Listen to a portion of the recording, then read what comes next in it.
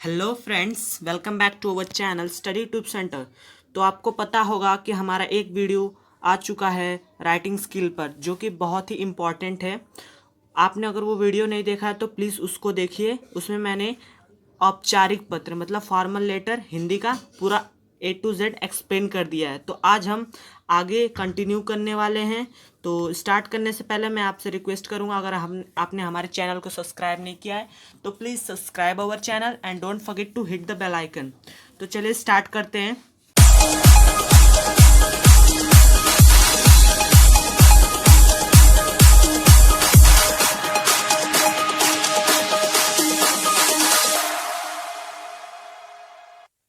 तो आज हम, जैसा कि आपको पता, उपयोजित लेखन को क्या बोलते हैं। राइटिंग स्किल ये हिंदी में होता है, जो कि 30 मार्क्स के लिए आता है, इसीलिए बहुत इंपॉर्टेंट हो जाता है इसको पढ़ने के लिए। ओके, तो ये पत्र लेखन के मेनली 2 टाइप्स होते हैं। जैसा कि हम औपचारिक पत्र पढ़ चुके हैं। अगर आपने नहीं पढ़ा है तो इस वीडियो के डिस्क्रिप्शन बॉक्स में लिंक दिया है, उस पर क्लिक करके देख लीजिए। ओके, फिर अनौपचारिक पत्र का मतलब होता है इनफॉर्मल लेटर। तो इनफॉर्मल लेटर हम A to Z आज पढ़ लेंगे, तो कोई घबराने की बात नहीं, बहुत ही इजी वे में इसको लिखा जाता है। ये औपचारिक पत्र से बहुत ही आसान होता है। तो चलिए स्टार्ट करते हैं। तो देखते हैं अनौपचारिक पत्र। तो अनौपचारिक पत्र में तो सबसे पहले हमें ध्यान देना होगा कुछ पॉइंट्स। तो पहला पॉइंट है संबोधन तथा अभिवादन रिश्तों के अनुसार आदर के साथ करना चाहिए।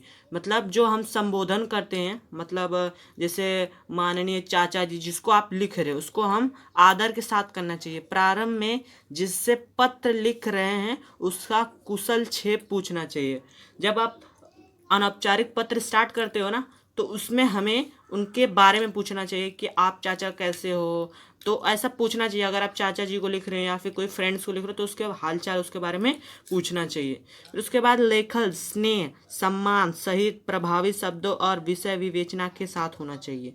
मतलब जो आप लिख रहे हो वो सम्मान देना चाहिए, और ऐसा वर्ड्स का यूज़ करो, ऐसे प्रभावी शब्दों का यूज़ करो, और जो विषय विवेचना के साथ होना चाहिए। और जो मतलब आपको बोला है क्वेश्चन में, उसी के ऊपर आपका लेटर बेस होना चाहिए। तो रिश्ते के अनुसार विषय विवेचना परिवर्तन अपेक्षित है। मतलब रिश्ते के अनुसार विषय विवेचना, जैसे अगर आप किसी अपने से बड़े को लिख रहे हो तो उसमें रिश्ते का ध्यान दोगे। और अगर आप किसी अपने छोटे से लिख रहे हो, अपने फ्रेंड को लिख रहे हो, तो उसमें आप अलग रिश्ते से ध्यान दोगे। तो रिश्ते के साथ अपना विषय विवेचना का परिवर्तन करो। ओके, इस पत्र में विषय उल्लेखन अवश्य नहीं है। मतलब ज़्यादा इसमें ज़्यादा हम विषय के ऊपर ध्यान नहीं देते। पत्र का समापन करते समय बाईं ओर पत्र भेजने वाले का हस्ताक्षर नाम तथा पता लिखना चाहिए। तो लेफ्ट हैंड साइड में हमें धन्यवाद, उसके बाद उनका अपना हस्ताक्षर, नाम, ये सब को जो भेज रहा है या फिर आप भेज रहे हैं तो अपना पता, नाम, ईमेल आईडी सब लिख देना चाहिए। ओके, तो आई होप ये सारे पॉइंट्स आपको समझ में आया होंगे। तो डरिए मत, अभी हम आगे देखने वाले हैं इससे रिलेटेड एक एग्जाम्पल, और बहुत सारे एग्जाम्पल हमारे यूट्यूब चैनल पे आने वाले। तो बने रहिए, देखते रहिए। ओके, तो यहाँ पे हम अनौपचारिक पत्र है तो कहाँ कहाँ लिखा जाता है, इसका यूज़ का होता है। अनौपचारिक पत्र, इनमें भाषा शैली का भी कोई कड़ा लागू नियम नहीं होता है। तो इसमें बहुत कड़ा नियम नहीं होता, क्योंकि इनफॉर्मल लेटर होता है। और ये पत्र माता पिता, पति पत्नी, भाई बहन, बच्चे या मित्र के बीच में लिखा जाता है। तो ये सब इनफॉर्मल लेटर है। ये माता पिता, भाई बहन और बच्चे, मित्रों, चाचा जी, चाची, मतलब ये सब लोग के बीच में लिखा जाता है। ओके, तो आपको समझ में आ गया कितने टाइप्स के होते हैं। तो दिनांक, तो इसमें फॉर्मेट देख लीजिए अनौपचारिक पत्र का कैसा फॉर्मेट होता है। मतलब इनफॉर्मेट, सबसे पहले आपको दिनांक लिखना होगा। तो आप दिनांक अगर दिया है क्वेश्चंस में तो क्वेश्चन का दिनांक लिखिए, नहीं तो आप जिस दिन लेटर लिख रहे हैं उस दिन का डेट डाल दीजिए। संबोधन, जैसे माननीय चाचा जी, उसका अभिवादन करना, उसके बाद प्रारंभ कैसे करेंगे वो लिखना, कि आप कुशल मंगल, वो सब के बारे में लिखना। उसके बाद विषय के बारे में लिखना है, फिर समापन करना है, उसके बाद हस्ताक्षर, नाम, पता, ईमेल आईडी। तो ये एक फॉर्मेट है, इसी फॉर्मेट में पत्र लिखा होना चाहिए, तो आपको अच्छा मार्क्स मिलेगा। ओके, तो देखते हैं आज हम अनौपचारिक पत्र का एक एग्जाम्पल देख लेते हैं, जो कि एक धन्यवाद पत्र, बधाई पत्र, जो कि एक धन्यवाद पत्र है और बधाई पत्र। ओके, तो निम्नलिखित जानकारी के आधार पर पत्र लिखिए। तो निम्नलिखित जानकारी के आधार पे आपको पत्र लिखना है। क्या क्या जानकारी है उसको भी देख लेते हैं। तो नियति या फिर निमेश दोषी, वारछा रोड, सूरत। तो यहाँ पे पता दिया है और जो लिख रहा है उसका नाम दिया है। ओके, एंड फिर उसके बाद जन्मदिन पर प्राप्त उपहार के लिए, मतलब जन्मदिन पे उपहार जो प्राप्त हो उसके लिए बधाई पत्र लिखना है। किसको लिखना है वो भी दिया होगा नीचे, हाँ दिया है। तो अपने चाचा जी को धन्यवाद पत्र लिखती है।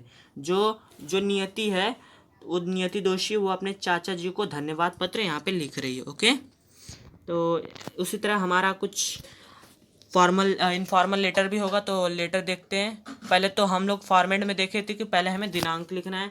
तो आप लिख सकते हैं दिनांक 23 जुलाई 2020। फिर पूज्य चाचा जी, मतलब संबोधन करना बढ़िया से, सादर प्रणाम।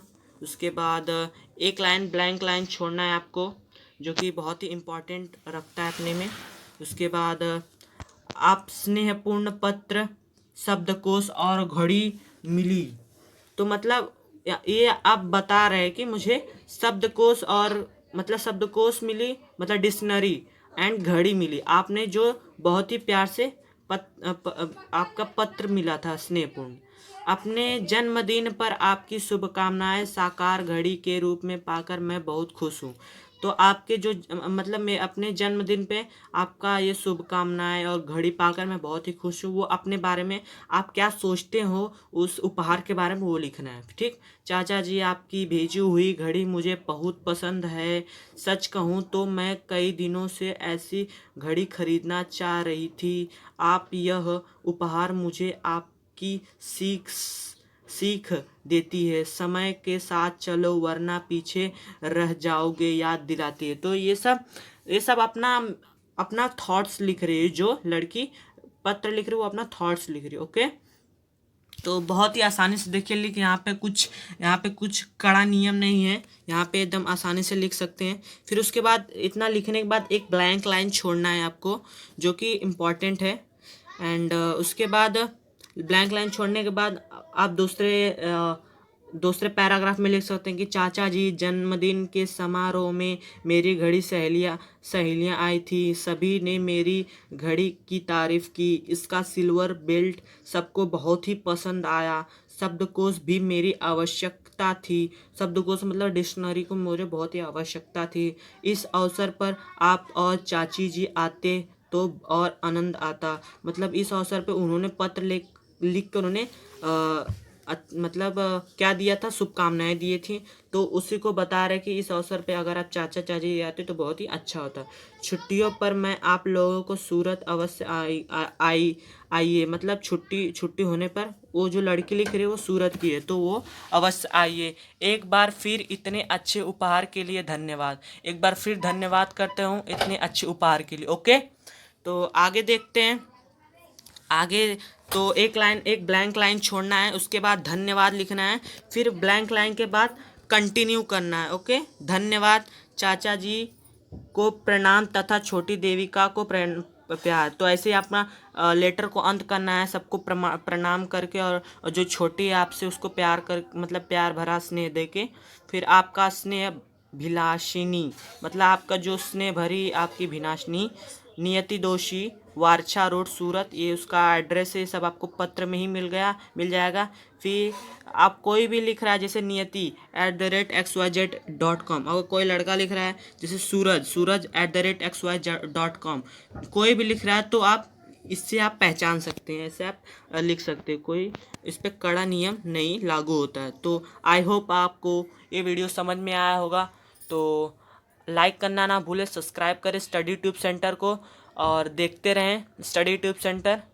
और तो सब्सक्राइब कर ले, सब्सक्राइब करना ज़रूरी है क्योंकि डेली बेसिस पे वीडियोस आ रही हैं राइटिंग स्किल की, हिंदी की एंड इंग्लिश की भी अभी आएगी, साइंस की भी अपलोड हो रही है धीरे धीरे। Thank you for watching the video. धन्यवाद।